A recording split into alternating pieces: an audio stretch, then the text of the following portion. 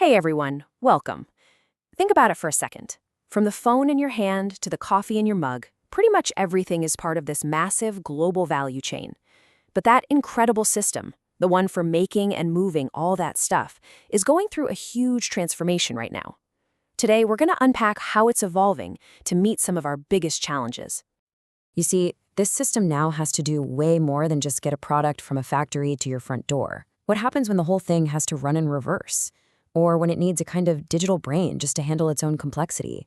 And what happens when the goal isn't making money but just plain survival? These are the questions that are literally shaping the future of how our world works.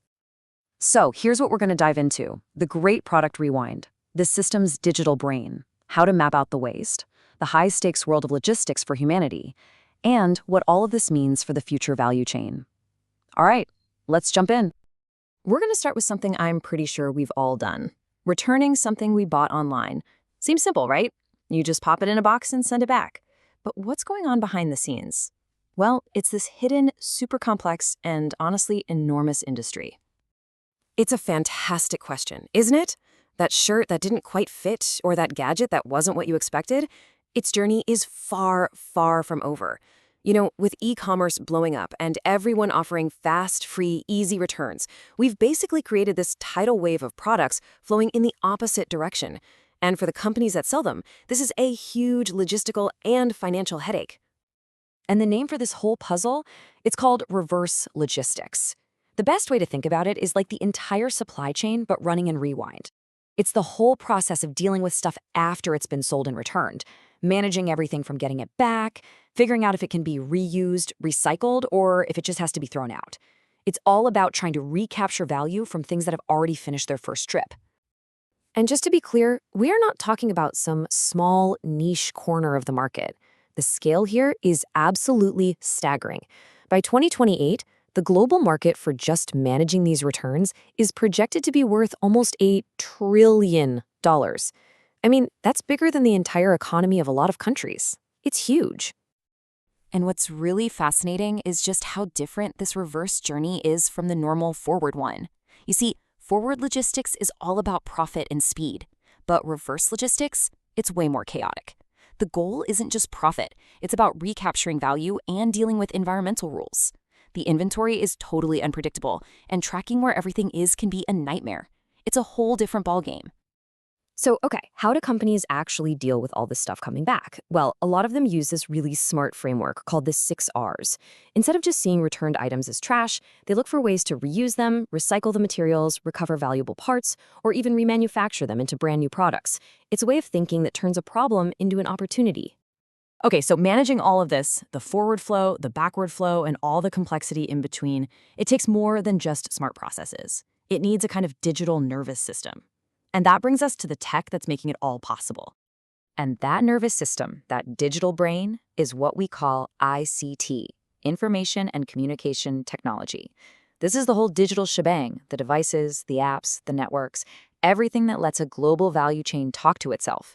It's what gives everyone visibility and the ability to work together, even if they're on opposite sides of the planet. And inside that big digital brain, there are a few key technologies that are total game changers, making these supply chains genuinely smart. So let's quickly look at 3 of the most important ones: blockchain for trust, the Internet of Things for awareness, and big data for insight. All right, blockchain. You've probably heard about it with stuff like Bitcoin, right? But its real superpower in the value chain is all about one thing: trust. Because it's a shared, decentralized record book, it creates a permanent, unchangeable log of every single transaction. This is absolutely crucial for making sure you can trace where something's been when you've got dozens of different companies involved. So here's the super simple version of how it works. A transaction, like a container of goods changing hands, gets broadcast to a whole network of computers. The whole network has to agree and validate that it's legit. Once they do, that transaction gets added as a new block to the chain. And that's it. It's permanent. There's no going back and secretly changing the records. It builds trust right into the system itself. Okay, next up, we've got a duo that works together perfectly: the Internet of Things, or IoT, and big data. IoT is basically all the sensors and smart devices out there collecting real-time data on everything: a container's location, its temperature, you name it. Then, Big data analytics swoops in, takes that massive flood of information, and finds the patterns. This lets companies predict risks and make incredibly smart decisions. So IoT gives the system its senses, and big data gives it a brain. So now we've got a system that can run backwards and can actually think for itself.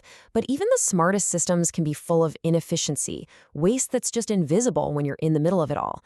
So the big question is, how do you even see it, let alone fix it? Well, you have to make it visible. And this is where a really powerful tool called value stream mapping, or VSM, comes into play. It's a method for literally drawing out a map of an entire process, from start to finish. And its one and only job is to hunt down and eliminate waste, or what people in lean management call non-value added activities. So a value stream map basically breaks a whole process down into 3 key layers. Up top, you've got the information flow.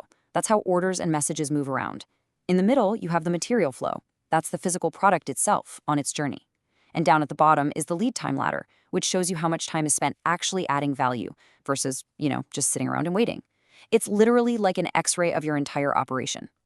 And what does this X-ray actually show you? It exposes the 8 classic types of waste. Things like making more than you need, having people wait around for a part, or a big one, not using the full talent of your own team.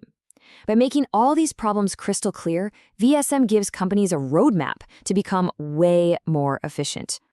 All right, so we've talked about making things smarter, faster, and more efficient for business. But what happens when all those tools get thrown into the ultimate test, a real human crisis, where the bottom line isn't profit, it's about saving lives? This, right here, is the world of humanitarian logistics.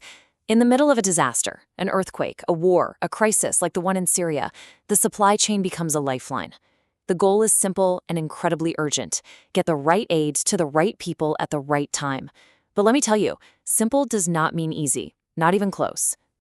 I mean, the environment on the ground is just pure chaos.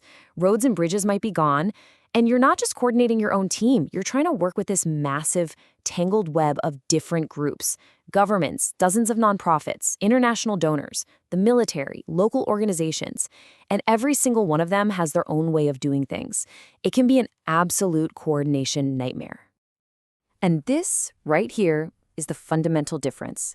A commercial supply chain is built for efficiency and predictability in a stable world. A humanitarian supply chain has to be built for pure speed and responsiveness in a chaotic, unpredictable one. The entire playbook is different because the ultimate goal couldn't be more different. Okay, so let's take a step back. When you put all of these pieces together, the reverse flow, the digital brain, that relentless focus on finding waste, and the humanitarian mission, what does the future of the value chain actually look like? I think this quote really nails it. The value chain is no longer just this simple one-way street. It's becoming this dynamic network that's more circular, more intelligent, more efficient, and, when it really counts, more compassionate. And that really leaves us with one last big question to think about. We've seen all this incredible innovation, but the pressures on our world are only growing. The simple act of moving something from point A to point B just isn't so simple anymore. So the real question is, what's next? What other massive changes are we going to need to make? Thanks for tuning in.